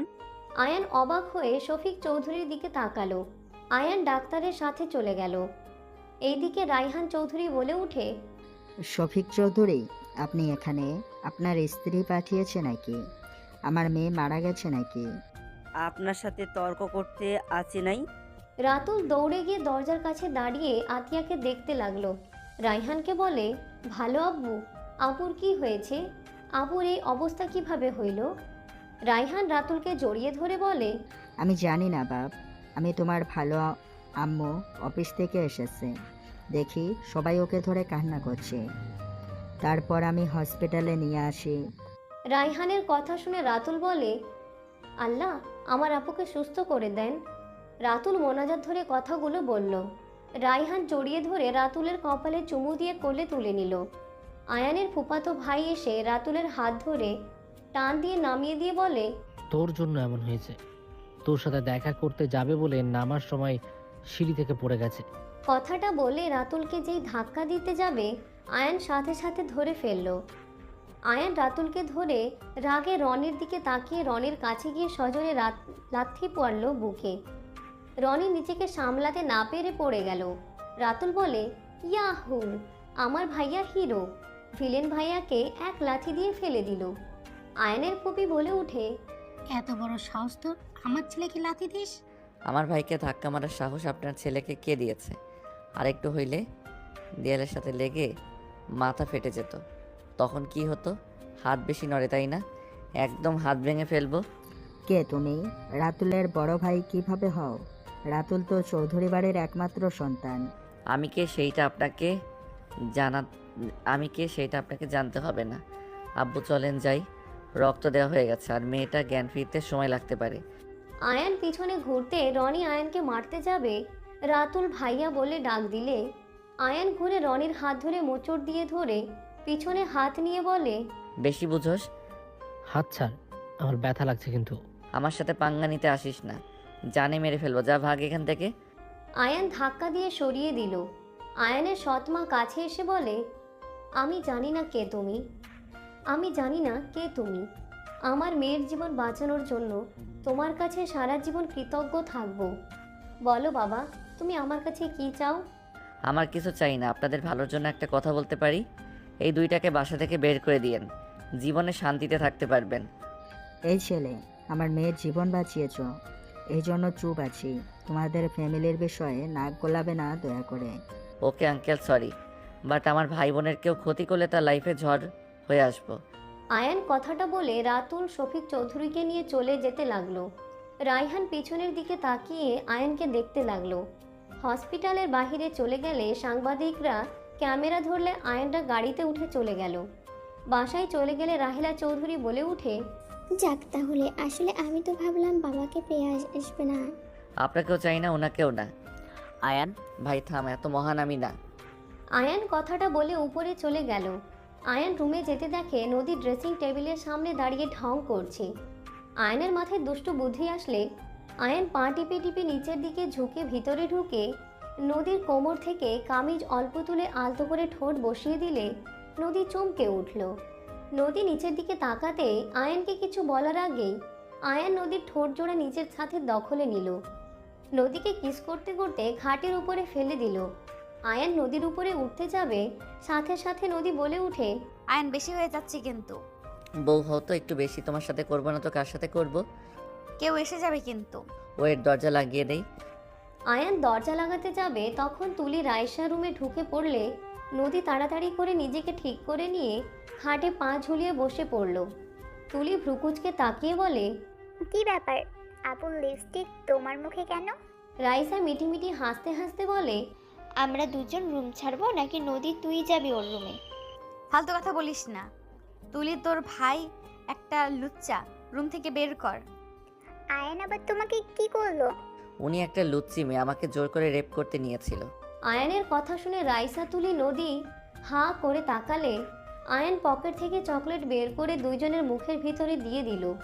নদীর ঠোঁটে কিস করে দিয়ে বলে, আমাকে লুচ্চা ভেবো না। এভাবে আমাকে যখন তখন কিস করে আমি প্র্যাকটিক্যালি দেখলাম। আয়ানের কথা শুনে রাইসা তুলি হাসি থামাতে পারল না। দুইজন জোরে জোরে হেসে দিল। নদী রেগে মারতে যাবে, আয়ান দৌড়ে রুম থেকে চলে গেল।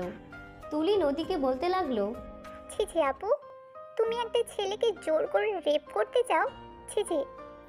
তুলি চুপ করবি? ওই লুচ্চা হুট করে এসেছে, ফেলে দিয়েছে। বদমাইশ একটা ছেলে, লজ্জা শরম বলে কিছুই নাই। আমি যে ওর বড় কোনো সম্মান আমাকে দেয় না। রাইসা নদীর কাছে গিয়ে আয়নের মতো ভাব করে খাটের উপরে ফেলে দিয়ে বলে, বউয়ের কাছে কিসের লজ্জা? বউকে আদর না করলে কাকে করবি? বিয়ে করে কি সিঙ্গেল থাকবি নাকি? রাইসার কথা বলার ভঙ্গি দেখে নদী তুলি হাসতে লাগলো।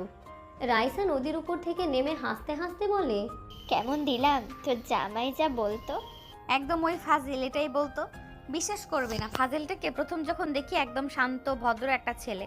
বাসর রাতে আমি রাগে কামড়ের দাগ বসিয়ে দিয়েছিলাম এক জায়গায়, কেটে রক্তও পড়ছিল, তারপরও আমার সাথে শান্তভাবে কথা বলছিল। আর সেই ছেলে কি ফাজিল হয়েছে, রাগ, তেজ, জিদ, আর দেখতেও অনেক স্মার্ট। বাবা, জামাইয়ের প্রশংসা করতে আজ প্রথম দেখলাম। দূর, কই প্রশংসা করলাম। বাবা, লজ্জা পাচ্ছে ভাইয়ের বউ। যা সর, মজা কম করনে। আয়ান যখন তোমাকে বিয়ে করে তখন ওর বয়স কত ছিল? কি বলো, এত ছোট তুমি বিয়ে করতে রাজি হলে কিভাবে? আরে আমি জানতাম না। ফুপি ওকে যখন জিজ্ঞাসা করেছিল তখন শুনে আমি তো পুরো ভ্যাবাচাকা খেয়ে গেছিলাম। আর এমনিতে ওকে আমি পছন্দ করি নাই। এখন তো আমার ভাইয়ের উপর ক্রাশ খেয়ে বসে আছস। ওইরকম হট দেখলে কেই বা ক্রাশ খাবে না, আর আমার জামাই তো হয়। নদী কথাগুলো বললে লজ্জা পেয়ে গেল। তুলি রাইসা হাসতে লাগলো। এইদিকে আয়ান বসে থেকে ফাইলগুলো দেখছিল, ফাইলে কাজগুলো করছিল। 10টার দিকে খাওয়ার জন্য ডাক আসলে আয়ান ফাইলগুলো গুছিয়ে রেখে নিচে চলে গেল। নিচে গেলে আয়ান দেখে নদীর পাশে একটা ছেলে বসে নদীর গায়ে বারবার হাত দিচ্ছিল। আয়ান রাগে খাবারের টেবিলের সামনে গিয়ে ছেলেটার চেয়ার টান দিয়ে পিছনের দিকে নিয়ে আরেকটা চেয়ার মাঝখানে রেখে সামনের দিকে এগিয়ে দিল। সবাই অবাক হয়ে আয়ানের দিকে তাকালো। আয়ান মাঝখানে বলে নদী বলল, এটা কি হলো? এভাবে ওকে সরিয়ে দিলে কেন? কথা বলে দূর থেকে বলা যায়। তুমি কানে কম শোনো, না শুনলে এক লাইন বেশি শোনো, তাই দূর থেকে বললেও শুনবে। আয়ানের কথা শুনে রাইসা তুলি মিটিমিটি হাসতে লাগলো। নদীর আগে কিছু বলবে, আয়ান শশার এক টুকরো মুখের ভিতর দিয়ে দিল।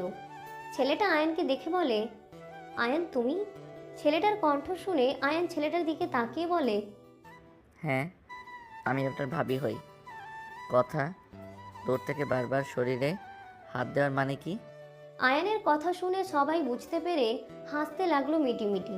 ছেলেটা বলে, ওই ভাবি হয় মানে? ওই আমার ফুফাতো বোন।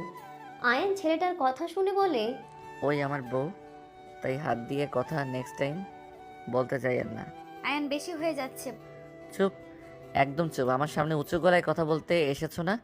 আমি তোমার ফুপা না, আমি আয়ান, সো কথা সাবধানে বলবে। আয়ানের কথা শুনে রাহেলা চৌধুরী মন খারাপ হয়ে গেল। রাকিব বলে উঠে, ভাইয়া, ওর কথায় কিছু মনে করেন না। আপনি তো আমাদের সাথে 15 দিন থাকছেন, জানেন তো কেমন। 15 দিন থাকছে মানে? নদীর কথা শুনে ছেলেটা বলে, ওদের গ্রামে ঘুরতে গেছিলাম। ওর আব্বু আম্মু অনেক ভালো। ওই তোর হাজব্যান্ড কিভাবে হয় মাথায় ঢুকছে না। তোর হাজব্যান্ড তো কোথায় উধাও নাকি হয়ে গেছে। ওই ফুপির বড় ছেলে। নদীর কথা শুনে ছেলেটার চোখ ছানা বড়া হয়ে গেল। আয়ানকে খেতে দিলে আয়ান খেতে লাগলো। খাওয়া শেষ হইলে আয়ান নদীর ওড়না দিয়ে হাত মুছে চলে যেতে নিলে নদী কিছু বলবে, আয়ান বলে উঠে, আওয়াজ কম। আঙ্কেল, ওই মেয়েটার জ্ঞান ফিরেছে নাকি? রাতুলের সাথে কথা বললো। ও আচ্ছা, রাতুল ঘুমিয়ে গেছে নাকি? আয়ান আর কিছু না বলে চলে গেল। রাকিব নদীর দিকে তাকিয়ে বলে, ভাবে আপনার রাগ থাকলে মনে বকা দেন। ওর সামনে রাগ দেখাতে গেলে ওই আরও রাগানোর চেষ্টা করবে। ওই টেরা টাইপের হয়ে গিয়েছে। ওর সাথে জিদ ধরলে ও উল্টা জিদ দেখায়। তোমার ভাইয়ের কপালে দুঃখ আছে। ভালো ব্যবহার করতেছি, ভালো লাগছে না। বেশি বুঝে বের করব। আমার আগের রূপ দেখতে চাচ্ছ না? ওকে যেইটা পারেন। রাকিব আর কিছু বলল না। ছেলেটা নদীর সাথে কথা বলতে লাগলো। ছেলেটা বলে উঠে, তোর জামাইকে কিছু বললাম না, আমার জীবন বাঁচিয়েছিল তার জন্য। আর যে ব্যবহারগুলো করছে আমি জানি ওই ভালো, অন্য কেউ তো আর বুঝবে না, ঝামেলা বেঁধে যাবে, দেখে নিস। মার খাবে, সমস্যা কোথায়? আর তোকে আবার কিভাবে বাঁচালো? নদী কথা শুনে ছেলেটা বলে উঠে, আমি ওইখানে গিয়ে নদীতে ডুবে যাচ্ছিলাম, তখন ওই নিজের জীবন বাজি ধরে আমাকে বাঁচাই। পানিতে অনেক ঢেউ ছিল, কেউ নামতে চাইছিল না সেখানে, ওই আমাকে বাঁচাই। ওর আব্বু আম্মু অনেক ভালো মানুষ, ওনাদের প্রশংসা সবাই করছে, বাট আয়ান একটু খারাপদের কাছে খারাপ, ভালোদের কাছে অনেক ভালো, মারামারি অতিরিক্ত করে। এই দুইটা ছাড়া কোনো ব্যাড রিপোর্ট নাই ওদের দুইজনের নামে। রাকিব, মারামারিও করতে পারো? আর একটু। রাকিব চলে গেল। রাহেলা চৌধুরী বলতে লাগলো, আমার ছেলে আমার মতো হয়েছে, বাপের মতো হয় নাই। অন্যায় চোখে দেখেও সেইটাকে অন্যায় মনে করে না, প্রতিবাদ তো দূরের কথা। রাহেলা চৌধুরীর কথা শুনে ছেলেটা বলে, খালামুনি, ওই আপনার বড় ছেলে এইটা কিভাবে জানলেন? তাহলে ওই আঙ্কেল আন্টিকে যাদের ওই বাবা মা বলে? আর আয়ান যে পরিমাণ ভালোবাসে, দেখে বোঝার উপায় নাই যে আয়ান তাদের সন্তান না। আয়ানকে ওনারা দত্তক নিয়েছিল, সেই অনেক কথা পরে বলবো। সবাই মিলে গল্প করতে লাগলো। এদিকে আয়ান রাকিব মিলে ফাইলে কাজ করতে লাগলো। সারা রাত কাজ করে 4টায় ঘুমিয়ে গেল। 9টার দিকে নদীর ডাক শুনে আয়ানের ঘুম ভেঙে গেল। আয়ান নদীকে টান দিয়ে বুকের উপরে ফেলে বলে, গুড মর্নিং বউ। ছাড়ো, মিটিংয়ে যেতে হবে। তাড়াতাড়ি ওঠো দুজন, হাতে বেশি সময় নাই কিন্তু। আয়ান রাকিব তাড়াতাড়ি উঠে ফ্রেশ হতে চলে গেল। ফ্রেশ হয়ে তাড়াতাড়ি রেডি হয়ে নিল। নিচে চলে গেল। তুলির আম্মু খাবার খেতে বলে খাবে না বলে 4জন তাড়াতাড়ি করে বের হয়ে গেল। আয়ান গাড়িতে বসে থেকে ফাইলগুলো চেক করতে লাগলো। চেক করতে করতে চলে গেল। 4জন গাড়ি থেকে নেমে হোটেলের ভিতরে চলে গেল। আয়ান নদী রাইসার সাথে ভিতরে ঢুকতে আয়ান চমকে গেল। রায়হান খান রাহেলা চৌধুরীকে দেখে আয়ান চলে যেতে দিলে রাহেলা চৌধুরী বলে উঠে, আয়ান বসো ওই চেয়ারে। ম্যাম, আমি এখানে দাঁড়িয়ে থাকি, নদী ম্যামের কোনো কিছু লাগলে। বসতে বলছি, বসো। আয়ান বসো। আয়ান পাশের চেয়ার টেনে বসলে সবাই বিড়বিড় করে নানা ধরনের কথা বলতে লাগলো। রাহেলা চৌধুরী বলে উঠে, নদী, আপনাদের প্রজেক্ট ব্যাপারে আমাদের বলেন। নদী অনুমতি নিয়ে বলতে শুরু করে দিল। প্রজেক্ট দেখাতে লাগলো, সাথে রাইসাও বুঝতে লাগলো। সবার বিষয়টা তেমন একটা ভালো লাগলো না। আয়ান বলে উঠে, ম্যাম যদি অনুমতি দেন আমি বিষয়টা ব্যাখ্যা করতে পারি। আয়ানের কথা শুনে সবাই বলে, না, এই প্রজেক্ট আমাদের ভালো লাগে নাই, এইটার সাথে কাজ করলে লস হবে আমাদের। সবাই নানা ধরনের কথা বলতে লাগলো। আয়ান অনুরোধ করতে লাগলো। রাহেলা চৌধুরী বলে উঠে, এতবার বলছে, একটা সুযোগ দেওয়া উচিত। আয়ান 2 মিনিট সময়, তার ভিতরে তোমাকে এক্সপ্লেন করতে হবে। Okay ma'am. আয়ান নদীর পাশে চলে গেল। আয়ান বড় স্ক্রিনে প্রজেক্টটা চালু করে আয়ান সবাইকে বোঝাতে লাগলো। সুন্দরভাবে বিষয়গুলো ব্যাখ্যা দিতে লাগলো। নদী রাইসা অবাক চোখে তাকিয়ে থাকতে লাগলো। আয়ান সবাইকে সুন্দর করে এক্সপ্লেন করে বলতে লাগলো, দেখেন, এভাবে যদি কাজটা করা যায় ইনশাল্লাহ ভালো কিছু আশা করা যায়। আয়ানের কথা শুনে সবাই অনেক পছন্দ হয়। আয়ানের প্রশংসা করতে লাগলো। আয়ান বলতে লাগলো, এইটা আমার আইডিয়া না ম্যাম, আইডিয়া উনি তাড়াহুড়ো করতে গিয়ে ভুলভাবে বুঝিয়েছিল, যা ক্রেডিট দেওয়া ম্যামকে দেওয়া উচিত। আয়ানের কথা শুনে নদী রাইসা বেশ অবাক হয়ে তাকালো। সবাই ডিলটা করতে রাজি হয়ে গেল। সবাই ডিল করে চলে গেল আয়ানের সাথে হ্যান্ডশেক করে। রায়হান খান বলে উঠল, তোমাকে দেখে তো ছোট মনে হচ্ছে, কত বয়স হবে? 20 বা 21, বাট তুমি অনেক ভালো এক্সপ্লেন করতে পারো। তুমি চাইলে আমার কোম্পানির সাথে কাজ করতে পারো। ওনারা তোমাকে কত পেমেন্ট দেয়? রাহেলা চৌধুরী নদী রেগে গেল। কিছু বলার আগেই আয়ান বলে, ধন্যবাদ স্যার আমাকে অফার দেওয়ার জন্য। টাকা দিয়ে সব কেনা গেলে আয়ানকে কেনা যায় না। ভালোভাবে ভেবে দেখো, ওনারা যে পেমেন্ট দেয় আমি তোমাকে তার থেকে 3 গুণ দেব। বুঝতে পারলাম আপনার সমস্যা কোথায়।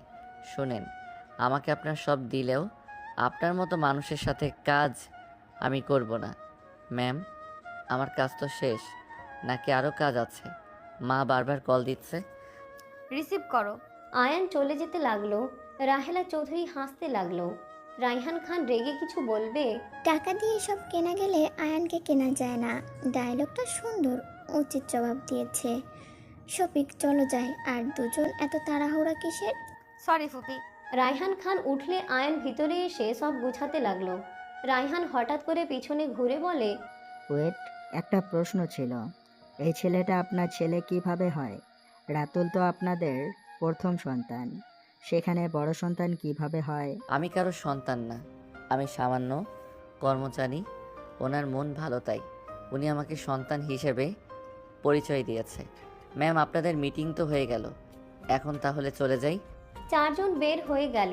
রায়হান খান ওদের দিকে তাকিয়ে থাকলো। রাহেলা চৌধুরী রায়হান খানের কাছে এসে হাসি মুখে বলল, কি ভাগ্য, নিজের সন্তানকে নিজে কিনতে চাইলেন। আমি একা কেন কষ্ট পাবো? আপনারও পাওয়া উচিত। যে ছেলেটা গেল ওইটা আর কেউ না, সাগর খান, যাকে সবাই মৃত হিসাবে জানে। নিজের সন্তানকে যেমন কাছে পেয়েও তার মা হতে পারে নাই, আপনাকেও জানিয়ে দিলাম, সব জেনেও তার মুখে বাবা ডাক শুনতে পারবে না। রাহেলা চৌধুরী হাসতে হাসতে চোখের পানি গড়িয়ে পড়ার আগেই মুছতে লাগলো। রায়হান খান থমকে গেল। চোখের পানি চলে আসলে রাহেলা চৌধুরীর হাত ধরতে রাহেলা চৌধুরী রাগে লুক নিয়ে তাকাতে শফিক চৌধুরী হাত সরিয়ে দিয়ে বলে, আমার স্ত্রীর হাত ধরছেন, ছাড়েন। হাত সরিয়ে দিল। রাহেলা চৌধুরী হাত ধরে নিয়ে যেতে লাগলো। নদী আয়নকে গাড়ির ভিতরে জড়িয়ে ধরে বলল, আই লাভ ইউ। আয়ন ভ্রুকুচকে তাকালো। নদী আয়নের দিকে তাকিয়ে বলে, এভাবে তাকিয়ে আছো কেন? ঘুমের মধ্যে আছি নাকি বুঝতে পারছি না। দুজন বেহায়া হয়ে যাচ্ছে। আমি যে আছি, চোখ নাই। তোর ওই দিকে তাকাতে কে বলছে?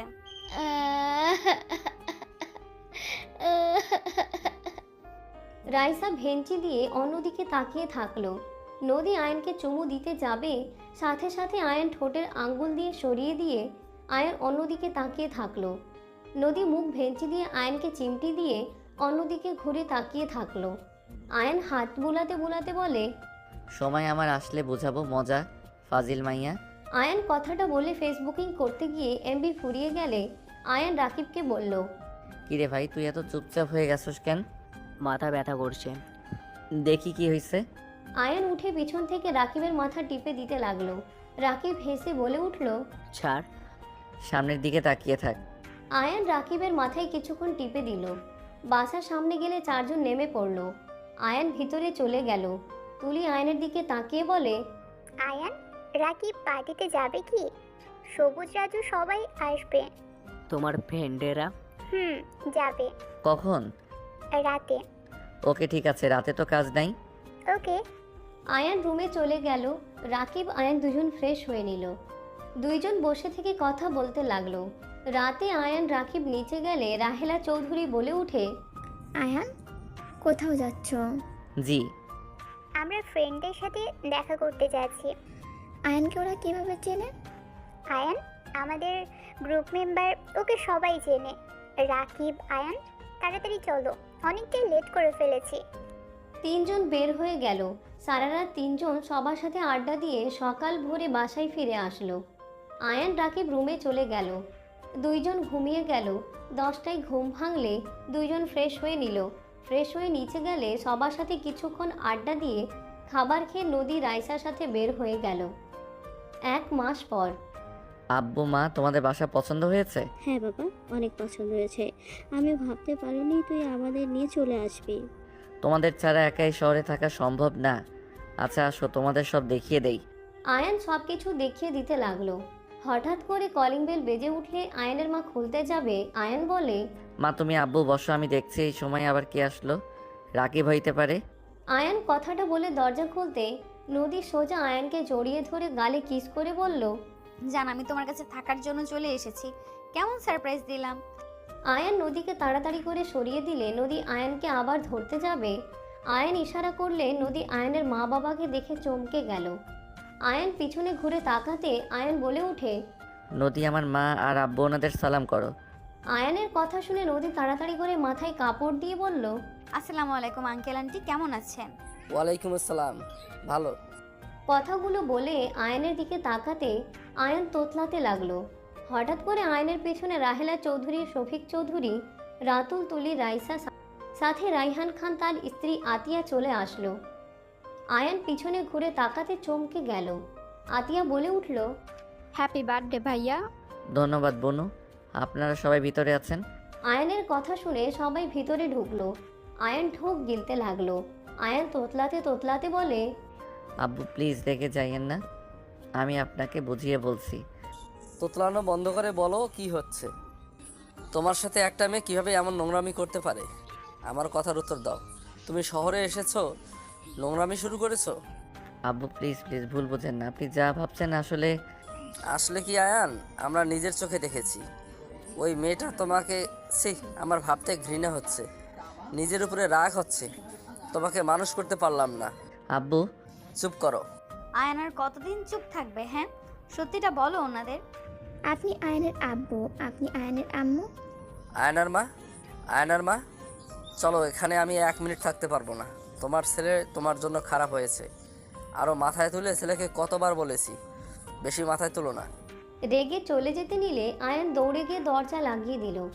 আয়ান চোখ বন্ধ করে ভয়ে ভয়ে বলল, আব্বু মা, তোমাদের আমি কিছু বলতে চাই। আমি জানি তোমরা অনেক কষ্ট পাবে, কিন্তু আমি মন থেকে বলছি, আমি তোমাকে অনেক ভালোবাসি। কি কথা বলবে যে আমরা কষ্ট পাবো? আব্বু, এখানে লাল পোশাক পরা মহিলাটা আমার জন্মদাত্রী মা, আর এই সাইডে কালো শার্ট পরা উনি আমার জন্মদাত্রীর পিতা। কিন্তু ওনারা দুইজন আলাদা থাকেন। ওনাদের দুইজনের ফ্যামিলি আছে। আম্মু পাশে যাকে দেখছেন উনি আমার নতুন আব্বু, আর ছেলেটা আমার ছোট ভাই। আর এইদিকে যে মহিলাটাকে দেখছেন উনি আমার নতুন আম্মু, আর তার পাশে আমার বোন। আয়ানের কথা শুনে আয়ানের আব্বু থমকে গেল, কয়েক পা পিছিয়ে গেল। আয়ান চোখ খুলতে দেখে আয়ানের আব্বু পড়ে যেতে নিতেই আয়ান সাথে সাথে ধরে ফেলল। আয়ান বলে উঠে, আমাকে ভুল বুঝবেন না, আমি আপনাদেরকে ভালোবাসি, আমি আপনাদের সন্তান। না, তুমি আমাদের সন্তান না। তুমি চাইলে তোমার ফ্যামিলির সাথে চলে যেতে পারো। আমাদের মতো গরিব মানুষদের সাথে থেকে নিজের কোনো ইচ্ছে স্বপ্ন পূর্ণ করতে পারবে না। আব্বু, আয়নার মা, সরি, চলো, আমরা গ্রামের মানুষ, গ্রামে যাওয়া ভালো। আয়ান তার ফ্যামিলিকে পেয়ে গেছে, আমাদের দায়িত্ব শেষ। আয়ানের আব্বুর চোখে পানি টলমল করছে। আয়ানের মা আঁচলে মুখ চেপে কান্না করতে লাগলো। আয়ানের কাছে এসে বলল, অনেক বকাঝকা করছি, পারলে মাফ করে দিস বাবা। আর তোর বাবা মায়ের সাথে ভালো থাকিস, আর নিজের রাগটা জেদটা কমাস বাবা। নিজের বাবা মায়ের মনে কখনো কষ্ট দিস না। তাছাড়া আলাদার জন্য কখনোই তাদেরকে ছোট করবি না। মানুষের জীবনে অনেক কাহিনী ঘটে, সেটা নিয়েই তাকে ছোট করতে নাই। মা তোমরা কি শুরু করলে? ভাইজান, ভাবি, দয়া করে আয়ানকে ভুল বুঝবেন না। আমরা আপনাদের সন্তানকে কেড়ে নিতে আসি নাই। জন্ম দিলে মা বাবা হওয়া যায় না। আমরা তো শুধু ওকে জন্ম দিয়েছি, আপনারা তো ওর আসল বাবা মা। আপনি ওকে যে শিক্ষা, যে ভালোবাসা দিয়ে বড় করেছেন, সেটা আমরা কখনো হয়তো দিতে পারতাম না। আয়ান আপনাদের দুজনকে অসম্ভব ভালোবাসে। আয়ান সবসময় আপনাদের কথা বলে। হ্যাঁ, আয়ানকে আমরা শুধু জন্ম দিয়েছি, আমরা ওর বাবা মা হওয়ার যোগ্য না। আপনারা ওর বাবা, আপনারা ওর বাবা মা। আপনাদের কাছে একটা অনুরোধ, ওকে আমাদের সাথে দেখা করার সুযোগ দিয়েন। এর থেকে বেশি কিছু আমাদের আর কিছু চাওয়ার নাই। আয়ানের আব্বুর হাত ধরলে কথাগুলো বলে আয়ানের মা বাবাকে বুঝাতে লাগলো। আয়ানের বাবা মা আয়ানকে জড়িয়ে ধরে বলে, আপনাদের কি বলে ধন্যবাদ দিব আমি জানি না, আর আমাদের থেকে অনুমতি নিতে হবে না। আপনারা ওর আসল বাবা মা। আইনের উপরে আপনাদের সম্পূর্ণ অধিকার আছে। হ্যাঁ, আয়নের আজ থেকে 3টা আম্মু, 3টা আব্বু, সবার ওর উপরে সমান অধিকার আছে। আয়ান দায়িত্ব কিভাবে তার বাবা মায়ের দায়িত্ব পালন করবে। আয়ান ওর মাকে জড়িয়ে ধরে বলে, আমার মাইয়াটা হুদাই আমাকে ভুল বুঝে কান্না করে, একবার তো আমার কথা শুনবে নাকি? দুঃখিত। কি মা শুনি? দুঃখিত বললাম তো। আব্বু কিছু শুনছেন? আয়ানের কথা শুনে আয়ানের মা কান ধরে বলতে লাগলো, আমাকে নিয়ে মজা নিস? বাপ বেটার খবর করে ছাড়বো। নিজের ভুল স্বীকার করছি, ভালো লাগে না নাকি? মা কান ছাড়া ব্যথা লাগছে। আমি আব্বু অন্য কারণে হাসছি, তাই না আব্বু? হ্যাঁ, আর আমি কিছু জানি না। আয়ান ফিক করে হেসে দিল। আয়ানের মা নদীর দিকে তাকাতে বলে উঠে, ওটাই তোর গার্লফ্রেন্ড? হ্যাঁ, আমার গার্লফ্রেন্ড। দেখো তো পছন্দ হয় নাকি? না হইলে বিয়ে করব না। আয়ানের কথা শুনে নদী বাদে সবাই হেসে দিল। আয়ানের মা বলে উঠে, জানি না মেয়েটা কেমন ব্যবহার, বাট ওকে বিয়ে করা লাগবে। তোদের যে অবস্থা দেখলাম, ছি ছি ছি। মা তুমি যদি রাজি থাকো তাহলে বিয়েটা করে নিব। আমি বিয়েতে রাজি না। কি? দুজন ফাজলামি বন্ধ করবি? আর আয়ান মিথ্যা বলা বন্ধ করে ওনাদের সত্যিটা বল। রাহেলা চৌধুরীর কথা শুনে ওর বাবা মা ভুরু কুচকে তাকালো। আয়ান বলে ওঠে, দুইজন জানি না আবার কিভাবে নিবে। আসলে ওর নাম নদী, সম্পর্কে আমার মামাতো বোন হয়।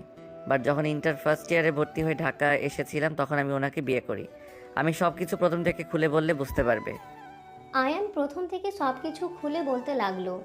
আয়ানের কথা শুনে রাহেলা চৌধুরী আয়ানকে জড়িয়ে ধরে বলে উঠে, আমাকে ক্ষমা করে দে বাপ, আমি যে নিরুপায় ছিলাম।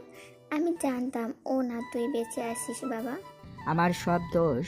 নিজের মা বোনকে অতিরিক্ত গুরুত্ব দিয়ে আমার সন্তান সব কিছু আমি হারিয়ে ফেলেছিলাম। আমি অন্ধবিশ্বাসী ছিলাম। রাহেলা, আমাকে তুমি ক্ষমা করে দিও। আমি তোমার সাথে অনেক অন্যায় করছি। আর জুলি, তুমিও আমাকে ক্ষমা করে দিও।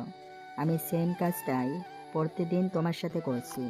আমি তোমার উপরে রেগে নাই, আমি যা পেয়েছি এতে আলহামদুলিল্লাহ। আমি অনেক সুখে আছি। আমি আমার মনের মতো হাজব্যান্ড পেয়েছি। এই শফিকের মতো হাজব্যান্ড পাওয়া ভাগ্যের ব্যাপার। আমি লাকি যে ওকে স্বামী হিসেবে পেয়েছি। রাহেলা চৌধুরী শফিকের হাত ধরল। রাইহান খান আয়ানের সৎ মায়ের হাত ধরল। নদী বলে উঠে, এদিকে আমিও ভাগ্যবান দেখছি। আমার 3টা শাশুড়ি, 3টা শ্বশুর, শুধু জামাই একটা। নদীর কথা শুনে আয়ান ভ্রু কুচকে তাকালো আর সবাই হাসতে লাগলো। আয়ান বলে উঠে, হয়েছে, সবাই যাও, ফ্রেশ হয়ে নাও। সবাই যার যার রুমে চলে গেল। রাতে সবাই আড্ডা দিয়ে খাবার খেয়ে যার যার রুমে চলে গেল। রুমে গেলে নদী দরজা লাগিয়ে দিল। আয়ান ভ্রু কুচকে তাকাতে নদী বলে উঠে, এইভাবে কি দেখো জান? লুচ্চিদের মতো করছো কেন? নদী আয়নের কথা শুনে কাছে গিয়ে ধাক্কা মেরে খাটের উপর ফেলে দিয়ে আয়নের উপর ঝাঁপিয়ে পড়ল। আয়ন খুশিতে নদীকে ধাক্কা দিয়ে নিচে ফেলে ঝাঁপিয়ে পড়ল। বাকিটা ইতিহাস।